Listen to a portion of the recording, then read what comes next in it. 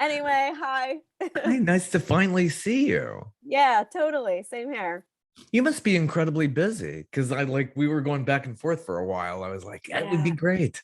And I was sick, so that took me out for a little bit. Oh But gosh. I'm fine. I'm fine. Everything's past. It's in the past.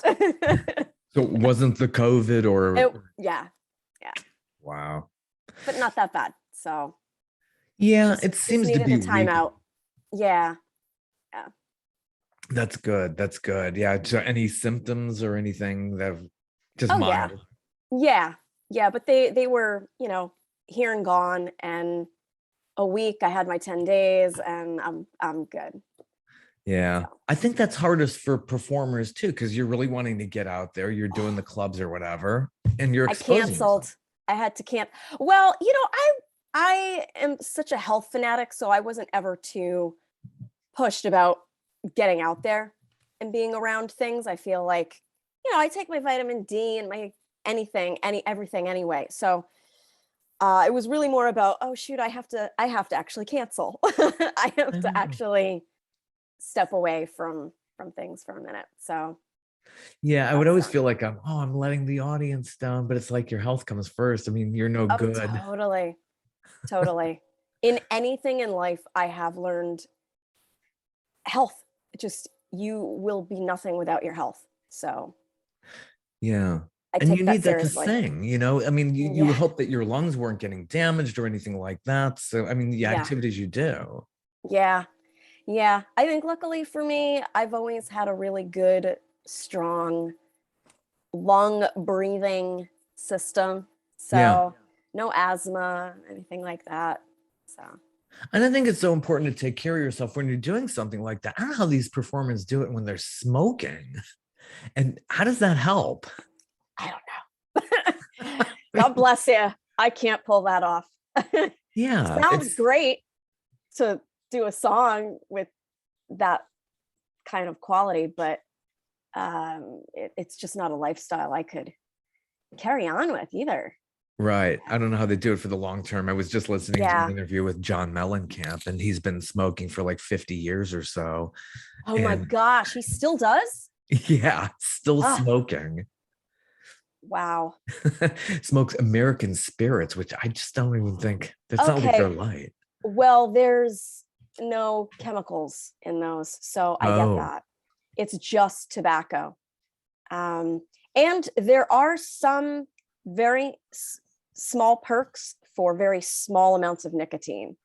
uh, So whatever. For every study you find that it's good, you'll find that it's bad.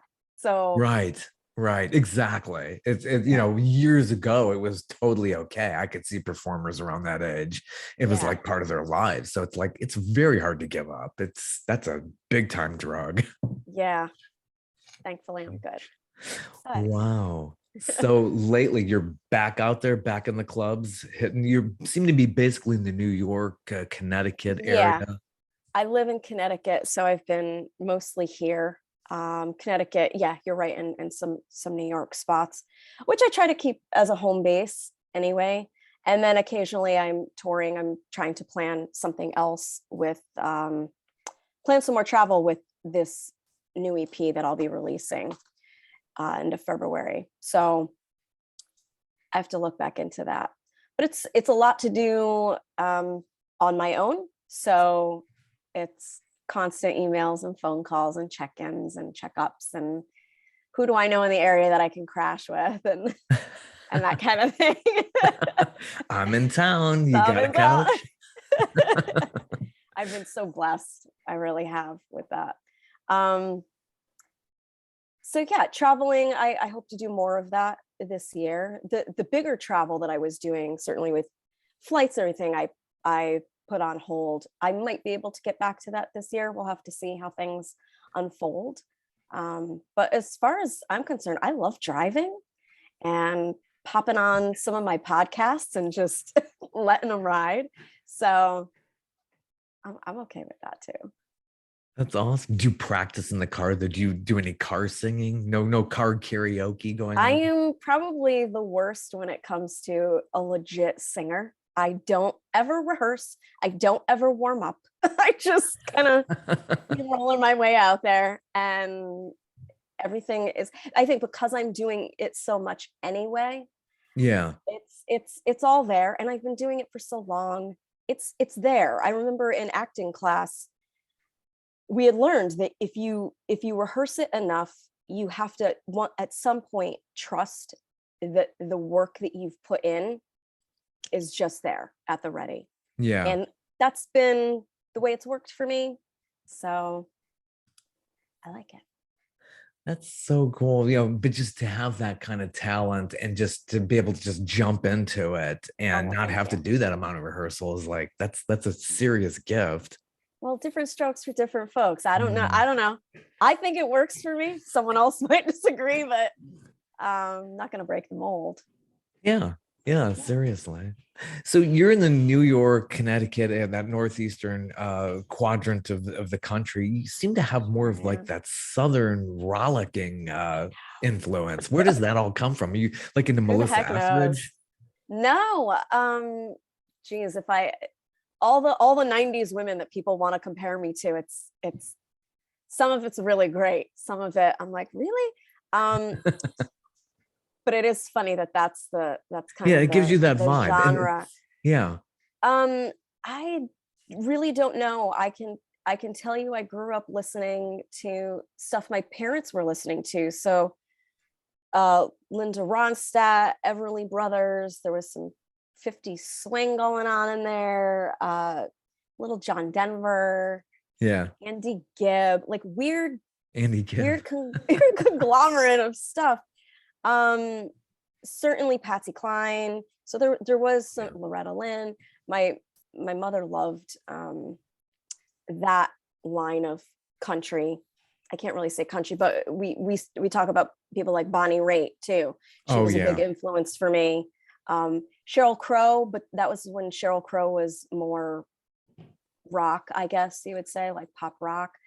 Um, I'm not too sure. I know that I had a really difficult time as a kid uh, when I was first singing and songwriting, because my voice was so bluesy Yeah. and had Yeah. some rock to it, that just putting me in the singer-songwriter category didn't fully fit.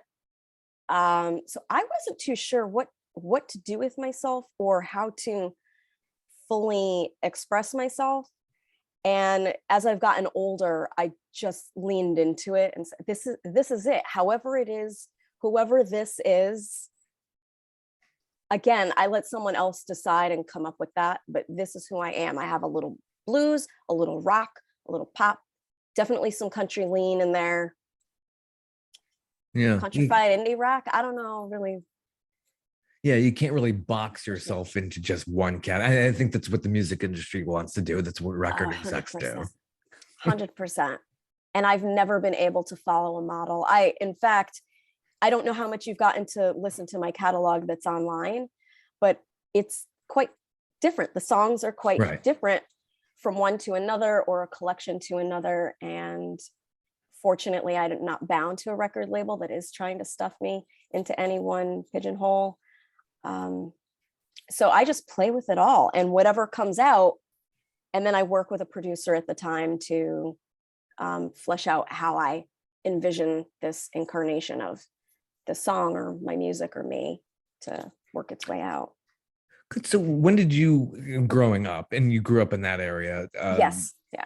When did you discover, hey, I want to be in music? Or did you want to go into acting more so when you were going up through middle school and beyond? I was super young. I think I probably was somewhere in the 4, 5, 6-year-old range. And we went to a small local production of Alice in Wonderland.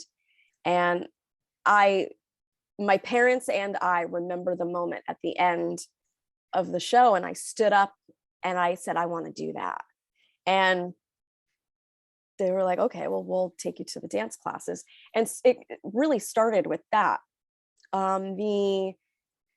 The woman who ran the dance academy, she had a contact that was a manager in New York, and she brought me in and auditioned. And then I started performing professionally at about 7.5, 8 years old. Wow. So I knew I wanted to do music Yes. and perform. I think In some as form. far as the songwriting, that wasn't, even though I started middle school plunking around on a keyboard making songs just for myself. I didn't really start songwriting until I was near the end of my college studies, because I went for musical theater. That I just said, my voice is my strong suit. I should follow with that. So my mom got me some garbage little guitar that I taught myself to play, and then I started songwriting. Not very well, but I You did got to it. start somewhere. Yeah. I got to start somewhere. So yeah, college was a little more serious. Hitting the coffee shop scene, hitting the Yeah. booking gigs in New York, and yeah. The typical thing, you think of that old show Friends, where one of them Yes. was playing in coffee houses. So huge back in the 90s.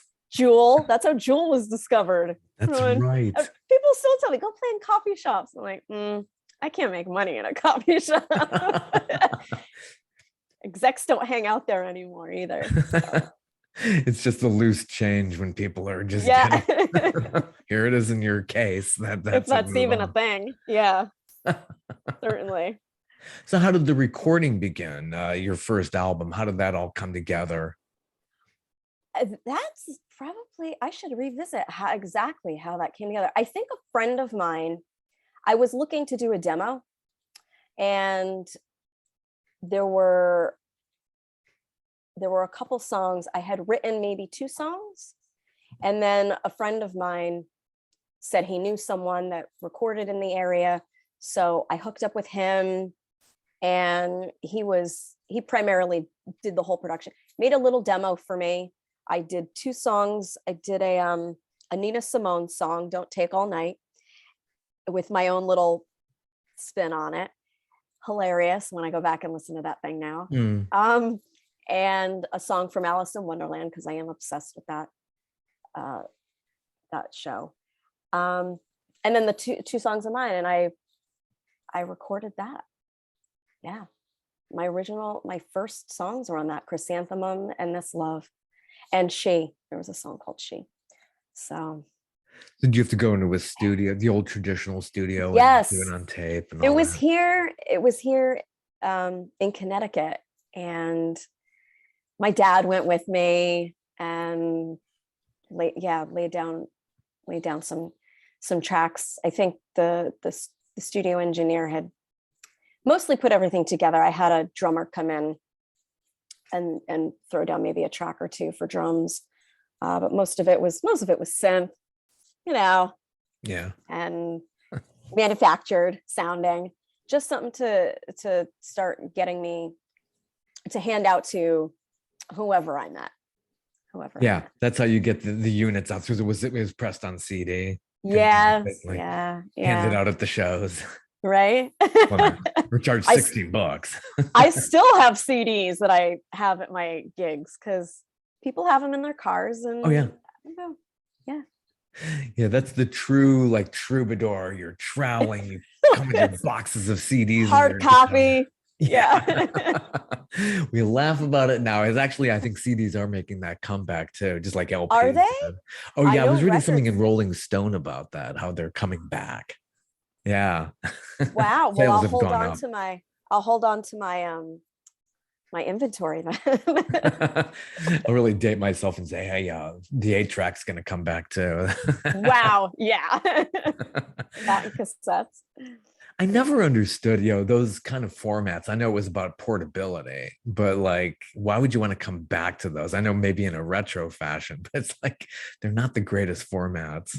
You're right. You're right. The LP I can understand. Yeah. Absolutely. But Yeah, it's really tactile that you could hold it and read your lyrics, and if you have a lyric, yeah. Yeah. which is great. So what is your songwriting process as you're coming together? What inspires you?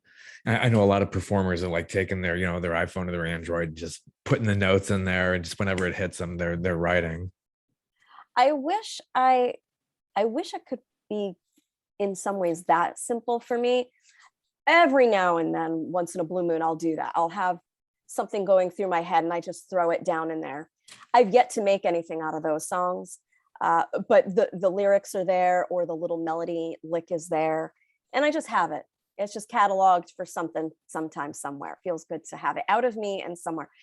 Most of the time, I'm sitting down with my guitar. I really like it plugged in. I like a big sound. I used to play in the bathroom for the acoustics Great because acoustics. Yes. I love that bouncy sound. So I'm either in the bathroom, or I'm plugged in, or I'm plugged in the bathroom. And I'm just strumming, playing, trying new things. I'm self-taught on guitar, so I still will just play around with letting my fingers land in some places and find something that works. And then it's not quite a lyric that happens. So I would say it's melody that happens first, but there's some, oh, the dog, hold on. No, you can't. You Oh, we can't got with that. animals. I don't know if I'm the one with the She's- cat here, because I have one cat that keeps coming in here. She likes to, squeak the things. Find a bone, Dave. So I will just sing gibberish. Huh. Yeah. Like dummy lyric kind of Dummy lyrics. filler. Yeah. So things don't quite go together. Every now and then a line from one of those will sneak into the song. But yeah, I guess I would say melody. And I even let a melody or a note inform what the content of the song will be, what the theme or the mood. I've often felt that there's so much weight in music therapy. So music is healing. And there have been times when I've sang a note or something, and the way it resonates will make me laugh, bring me to tears. It is really cathartic and informative of what a song could be. So melody. Yeah. And that process is coming through for you now. Is the EP the one that's coming out? Do you have a title? Are you all set for it? And Yeah. how's that coming together? So the single will come out on January 28th, and that's called Never Give Up. And then the EP is called Little Fire, and there is a title track called Little Fire on there. And that will be out last Friday of February. I think it's either the 25th. I think it's the 25th or 28th. Yeah, this isn't a leap year, is it? It's where we have that extra day. Oh my gosh, it was no, 2020. Thankfully. Yeah. It's so confusing. It's like, February. Talk about that. Yeah, because it's like, it's gonna be February 29th. No, we don't have one this year. Yeah. Well, that's really cool. So that's coming together. How many songs are on this EP now? Just 4. That's tiny good. little EP. Yeah, that's what I could handle. And I wanted to pull another reason why it is just 4 songs, because I could have went for just a couple more. These are songs, aside from Never Give Up, these are songs that didn't have a home anywhere. Yeah. And they were first started as these little voice memos, and I wanted to complete them, but I wanted them to be heard. I didn't want to just, like quite a lot of my songs, they're just not recorded. They're just written, and they're maybe in my gigging music, and that's it.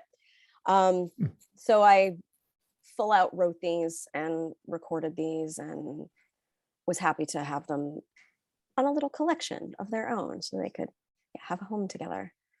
Yeah, like a lot of artists. And again, go back because I just heard John Mellencamp. He's been talking a lot because he has a new album out now. And he's like, I've got hundreds and hundreds of songs that have never been recorded. There's like a whole suitcase of them. Yeah. That's how you it don't goes. really think that. You don't think that artists, you think, well, what you hear is just basically everything they've written. It's like, no, you don't understand. There's a whole catalog there. Yeah. There's stuff that you think is great that maybe no one else resonated with. There's stuff that you think is horrible that you just kind of leave in the dark in the pile underneath. I don't even often think about that about my other musician friends or other artists that I admire, that they probably are the same thing, have a ton of songs that no one's probably going to hear. Yeah, and these days, doing singles, EPs, we're kind of going back to that because in the world of digital, you just want to get it out there. Yeah. And for promotion, it's good to help get people excited about the rest of the album or collection that's going on. So yeah, and like you're saying, just consumable content, having something out there. I think the model now is every 6 weeks you're supposed to have Really? a new song, or like, I don't know if I can afford keeping up on that. I would love that, but Wow, I yeah, didn't know that. yeah, Wow. that's the model. So all in all, your whole catalog, how many EPs and LPs together do you have out there? Oh, that's a good question. Yeah. I'm I losing count haven't because counted. I haven't counted. As far as CDs that I've, or like collections that I've really went and printed that are more than a single, I'm gonna guess there's somewhere ballpark 10. it's very good. And being so young and doing this much Ballpark. work. Yeah. Yeah. Um, I try not to be precious with my music. There was a time for being overly critical, and I just don't want to be that girl anymore. I want to feel it, write it, produce it, put it out. This last one is killing me because I've sat on it for like a year and haven't gotten it out. So this is already really long time since I've finished this project to getting it out. But generally, I like to make it and just get it out there. And so It's your own lot. Was this basically your own lockdown sessions? Like, because you were at home so much and just I writing and don't creating? no, I don't, maybe a little bit, a little bit. Um, yeah, maybe. Yeah. Yeah, yeah. So I'm trying to think of the content of all the songs, and I'm like, yeah, that's right. I did. I wrote them all. I wrote them all over the past year. Not Yeah. past year, but those 2 years Yeah. It's all a lockdown, fog in a lot of ways too. It's like these right? next 2 years, I've been doing so much more work from home. And it's just, it's really weird. I never would have imagined in a zillion years we'd be doing something like this. So unpredictable. It really is. Yeah, and there's pros and cons, but like you said, a blur. That's a Yeah. great way to describe it. So where did you go to school? You went to NYU? I went to Tish? NYU, Tisch, for musical theater. I was in the Cap 21 department, and it was, I think because I grew up doing musical theater and TV, and I was doing everything, a lot of voiceovers. I did a lot of voice Oh, work cool. and jingles. Um, by the time I got to my senior year was where I realized my voice is my strong suit. I'm a tiny woman. Hmm.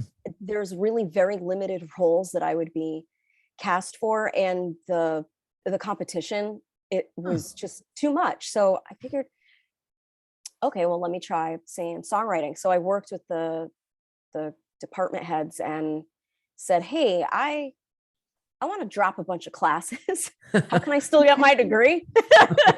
Yeah, and they just fully supported me, which I'm really grateful for. So I think I kept tap. Anything that had to do with vocal performance or singing, I kept. And I think that was it. Yeah. Yeah, I New dropped York. ballet and jazz. I Yeah. dropped some of the acting classes. Yeah.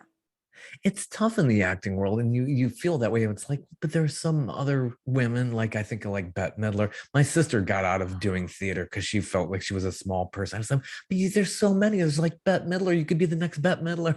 It's like, no, I just don't feel like competing. It's just, they have a certain, image for women in this world, and that's really sad to even think that's it's Hollywood, the acting world, or even on Broadway. It's got to be really tough. Yeah, I think, and the audition process is not Oh, fun either. Um, and because I really didn't want to do regional theater, I wasn't looking to do tours or anything like that. It just became clear to me that to have a home of doing that long term after I graduated it wasn't going to be where I wanted to land. So music pulled, and I went with that, and then was yeah. getting some, little mild traction and playing playing places and meeting people. And so I just stuck with that. How long did it teach you? Did it take for you to teach yourself guitar? How did that I come about? still am. What are you talking Still doing about? it? Is it by ear and you're totally, oh, I know this chord, I know this chord. It seems to be Yeah, so much harder as you get older, though. probably. Yeah. And I am so just stuck in my ways. I have no interest in knowing what chords I'm playing. I have or very little interest. I have very little interest in knowing what I'm doing. I'm doing it as a means to an end, to write songs and to Mm. perform solo when I need to. It's unconventional, not just the way I look at playing guitar, but also how I play guitar, which is percussive, mostly rhythm based. But wow, how long did it take me? I I would say to be rhythmically really good, I would feel years, just years. Mm. But I did have a lot of people, even at the beginning, that said, your rhythm is really good. And I like how you do the way you do it. You know, percussive. And that was before I was using electric. I was doing the acoustics. I had a lot of banging. I don't know. I can't explain it unless you go watch an older video of me Yeah. online. Yeah, but I don't know how to read music with what Nobody I'm really does. playing. Yeah, right. Who does anymore? Gone are Everybody the I've days. spoken with. There's and hats off to the people that can. My gosh, that's Yeah. just genius to me. I wasn't that good at music theory. So I, you know, play to my strengths, not my weaknesses. No, absolutely. And it's just so much more organic in your style. It's like you're not overthinking it and it's getting out there and you have a really good rhythm and feel to it. So I say kudos to all of that. So And with hire a guitarist. I just hire a yeah, guitarist. I really need a extra yeah. element. Are you learning any other instruments? Are you interested in keyboard or going beyond that? I so I originally started playing piano when I was Oh, in middle school. I had lessons for probably 2 years, couldn't keep up with practicing on my own, found it really boring. There was a time when I was reading music with the two hands, not well, but I was doing it. And, you know, don't use it, you lose it. So for sure, I can plunk things out. And I probably know more about chords on a piano than I do on guitar. I used to write quite a few songs on piano, but again, those are now in my archives. I don't even know if I remember how to play them, but they're there. They're recorded, so someone else could figure it out. And I would like to. That's a good tip. I should go back. I have a keyboard. I should probably yeah. see what happens with it. Seems to go better if you just mess around yourself rather than dealing with a piano teacher. I think that's probably from when you're really little young, that's probably Yeah. the time to have a teacher. Mm-hmm. Yeah. And it's just like anything else though. If you're older, yeah, you have to have that discipline if you want to pick that skill up. It seems like because you don't overthink it as a kid. I mean, it's just Mm-hmm. why some of these geniuses started out playing these instruments at 5 years old and being Amazing. So jealous. So yeah, jealous. I Like, really am. how do you Some of do these that? little prodigies online, I'm like, oh my God, I'm I know. What am nothing. I doing with my life? Yeah. Well, We and can't do there's that. the world of internet now for them Oh my, to capitalize on that kind of talent at such a young age. Um, I do remember when I was teaching myself finger picking, though, and how grueling that was. Do you play at all? no, Yeah. no. So it is that thing of trying to make your two hands come together in a marriage that doesn't want to happen naturally. And it was just constant, the slow rhythm, getting that muscle memory Hmm. going. And I was working with a guitar teacher for like not long at all, a couple weeks. And he just said, just keep doing it. I know you hate it. I know it's just this motion back and forth. You just keep doing it slow until you get a little faster, a little faster. And I remember being so fed up and leaving there that day. And I woke up the next morning and I picked up a guitar and did it. And I couldn't believe how it really magically, your body takes it Yeah. on and says, oh, this is how you do that. I was so excited. I was that way when I rode a bike. It's like I couldn't do it. And then Yeah. nobody was looking. I jumped on the Yes. thing. And it just happened. Yeah. It's like Yes. I'd love to take up keyboard. I think I got more of the piano type hands. Hands. I think the grooves of the strings on the guitar, I think would just like indent too much on my fingers and bother me. But yeah, So I'd love to learn keyboard. yeah. Um, bigger hands will help with that. I do not have that. So stinks for me. But also on guitar, you can buy different guitars with different size necks for how you play. And Hmm. because I have a smaller hand and I play mostly rhythm, my guitar necks I can really only play very specific guitars. And it takes me a long time to find a guitar that works because it has to be a specific width and because I'm playing mostly rhythm and I'm barring or not needing to do intricate finger work, I don't need so much room. Right. So not a whole That lot of sounds people make these kind of guitars, so it gets tricky, but yeah. You gotta where do you I go got shopping mine. for them? Do you go to like more independent stores or your guitar So centers? for acoustics, it's just trial and error, trial and error, trial and error. And I know what my measurements are supposed to be. Ideally, I would love to have someone make me a guitar. But I have my two guilds. I found the models. Mm, These guilds, they're older, they don't make them anymore. Um, but I have those and they're amazing. With electrics, it's a lot easier because those necks are mm. always much thinner and usually a little thinner in the other width as well. So I'm partial to my Gretsch and my Ibanez, surprisingly. So they're great. Nice, nice. So getting into your catalog, one album, The Butterfly and the Phoenix. Where does that Yeah, come from? That's an interesting title. that was my first parlay uh, into this sound of music, the indie rock, a little bit of blues thing. Um, Butterfly and the Phoenix. So it's these two creatures that transform into something fierce and beautiful. And I did the artwork on it, which was really fun. Oh, cool. And yeah, just a collection of songs that I felt somehow fit together. I had a producer that helped me go through several songs, and we whittled it down to these. The only one that wasn't originally in the list was Lies, because I Right. wrote that the night before I went into the studio. Good lyrics And in that one. I like that. oh, thank you. Yeah. Yeah. Silver Um, spoon with everything. I'm glad a lot of people Yeah. like that song. I like that song. And yeah, when I played it for him in the morning, he was like, oh, we have to do that one too. I was like, okay. So great musicians he pulled together. One of them is still a dear friend of mine off that record. Not record, CD collection. Listen to me. But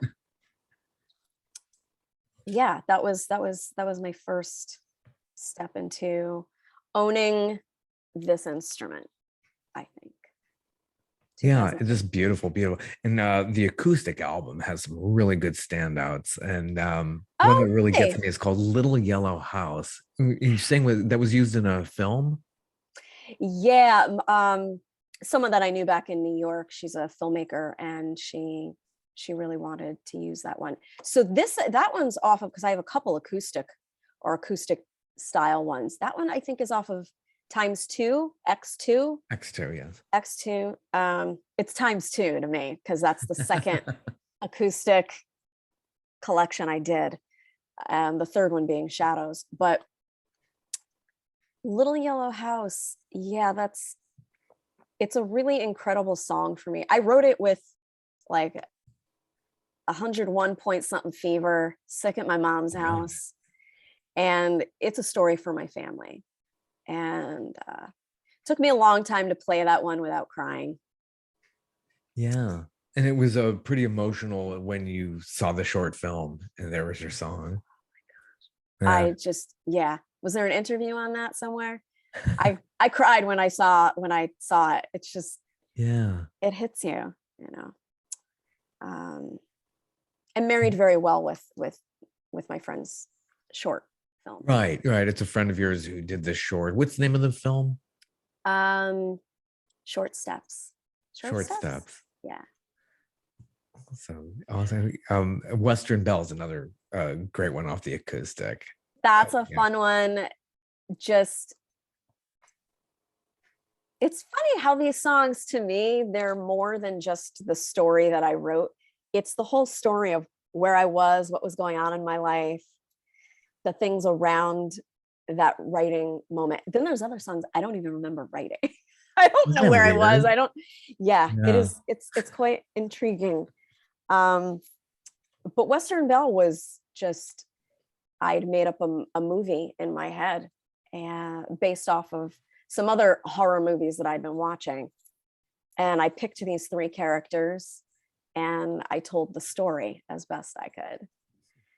Check in, but you can't check out. That's a little ode to the Eagles, Hotel California. Oh, and you know, that was not a part of how I put that in there. But I think it's just a very true line in our minds because we think, like mm, Hotel California, you can check out anytime you like, but you can never leave. I think we're all prisoners of a lot of ideas like that. yeah, and it sinks into the subconscious, right? And the collective Yeah, and yeah. finds its way out again. That's pretty cool. Yeah. And I like the online, you idea. have a great collection of videos. So we could see like a lot of performers, a lot of musicians, like, I'm not into acting. I'm just, I'll do the performance videos. I don't want to do the concept. But when you're doing a performance video, it seems to me like, you could tell that there's an acting background. And in just some of these videos, Beautiful Girl comes to mind. Yeah, You could just tell the expressions. And where was that shot? thanks. Beautiful Girl was New York. And Just different quite, locations. yeah, different locations all over. Certainly Central Park is in there, a recording studio. Yeah, that was, it was very cold recording that. You could tell, yeah. And we had to reshoot it. It actually was Oh, reshot twice, but we had to reshoot it. The original footage was stolen. oh no. Yeah. Because it's So all there on was just files these days. It's this, exactly. So we had to go stolen. back. And it came out, I want to believe that it came out better the second time. Knew what we were doing a little Right. more, you know, finessed it. So How very did happy that with that. when you got the call? Oh, we got to redo this whole thing. It's so heartbreaking when you got to like, oh my God, I got to start all over again. Are you kidding It me? it's yeah, it's like, oh my gosh. Well, it wasn't just my stuff that was on the file. It was other people as well. So I mean, not to say that it's, I wouldn't wish that on anybody having to reshoot or um, losing stuff, any part of magic that you've created. You don't want to lose it. Geez, if someone had said that to me about my video, oh Right. gosh, that would have really crushed me because it was a perfect day. It was a perfect day of weather and shooting. It was like the universe came together and said, we're going to give you all the best of everything. Things are going to be timed out right. The lighthouse is going to look perfect. No one's going to be there. That would have been a rough one to have to reshoot, but Cute. whatever. Cute. They came out. They came out all right. Yeah. And then a whole bunch of other stuff online. The Warm Studio sessions. Was that just done recorded in one session, or was that just several different versions of songs? The warm audio sessions, there's actually a Beautiful Girl and You were also done through them with their support, but there were some that were studio sessions, and then of course the other ones that were more music video kind of vibe. So we would record the song and then I go in and I sing to it, and you have all the performers and we're all playing and whatnot. So Yeah, yeah. did a, Running did a from the bunch of Law live in those. the studio is just so Yeah, rollicking and just so spirited. It's I really love well that. done. Thank you. Yeah, that was the first one I think we did, was Running from the Law. Again, another song I wrote the night before I went in the studio, because I was supposed to be doing Beautiful Girl. Uh, And I wrote that song and figured, I think this is more of the acoustic song that I should be doing, and save Beautiful Girl for another time. So we yeah, did. Yeah. that's awesome. Yeah, another great video, Come On Down, is more Yeah. serene. Mm. Love the scenery. It's just beautifully shot. Oh, thank you. Yeah, Uh, that's again in good old Connecticut, just beautiful state. in the neighborhood. There's some nice spots here. Yeah. And we're tiny, but there's some places. We're right by the water. I love being at the water. So yeah, Come On Down was a much different mood. Uh, it felt like taking a little risk with something like that, but um, I guess need to express all the sides of me. So went with that, and I don't know what else to say about that. Yeah. No, it's just awesome. So you're on all the formats, Spotify, Trying, Bandcamp, trying my best. all that fun. Amazon, Google, and Apple, and I use Spotify. That's it. So I don't know much about how the other platforms work all that well. Um, but I know that when you upload the music, it goes to all the partners. So Yeah, yeah. wherever you're trying to find Elle Sera music, you're going to find it. I can say that. Yeah. You could stumble on, and that's how I did. I stumbled through Facebook, your ads and your Yeah, video clips come through. So that's how great. we all find you. It works. Yeah, yeah, Do you plan on traveling beyond your area, the Northeast for US? sure. Back last fall, I was down. Where did I hit? I hit North Carolina, West Oh, Virginia, South Carolina, Nashville, Asheville, hit a bunch of places. So I would like to do that sort of route again. There's plenty up here in New England that I need to tap into a little better. Vermont and Maine, and further up, even further up New York area. And then just heading further south, yeah. getting to Philly, Georgia, Yep. I'm in the Florida. Atlanta, yeah, I'm We'll in do the you real Atlanta well. area. Oh, you're Atlanta. Yeah. So Atlanta for sure. Yeah. Yeah. Well, it'd be great. Over in Decatur, I always promote Eddie's Attic. That's a Oh place. yeah, yeah. Yeah, Totally. it's a great place. It's just you I've and the heard great guitar. You things. don't have to bring lots of equipment, and you just, Exactly. yeah, Exactly. Just solo voice. How old school am I? Just a voice and a guitar. You yeah. know, you know. Neil Young, James Taylor kind of style. A little more rock, but yeah, Yeah, that kind of. there's an audience for that, and it's wonderful. I hope to see you here at Eddie's Attic or Thank the Red you. Clay Theater. That would be awesome. Ooh, Be great. So the new EP is coming out, and new EP. Mhm. it'll be on what's the website?